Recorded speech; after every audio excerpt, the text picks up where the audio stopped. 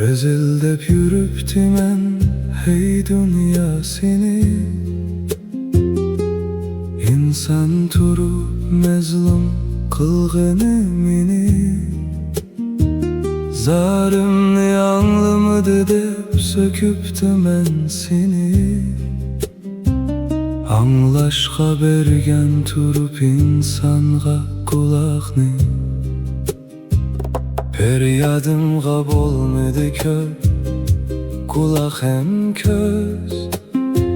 Zoravanlar taptı yollar, sehnelerde söz. Ayan boldu kimler tandı ve kimler bizge öz. Vicdan sote sorğanda insandın bir lilla söz. Halım harap görünmez iplarda bağlanıp.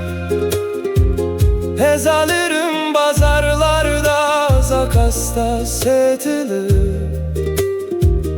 Avazım mu çıkmasan çöz özemdin hudüklünü. Dostlarda ne günahımda özüm yürsem püklünü.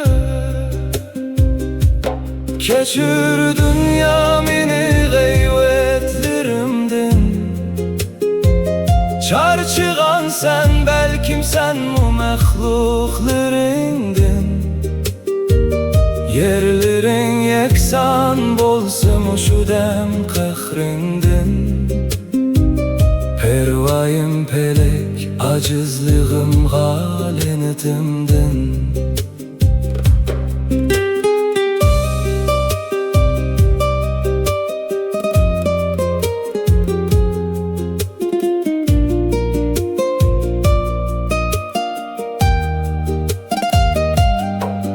Dertlerim ulgaytqa iradem oti güçleniş yolda.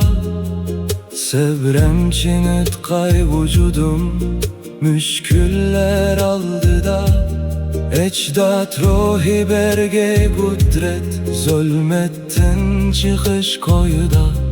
Evlatlar baska izlerimiz külge veten toyda.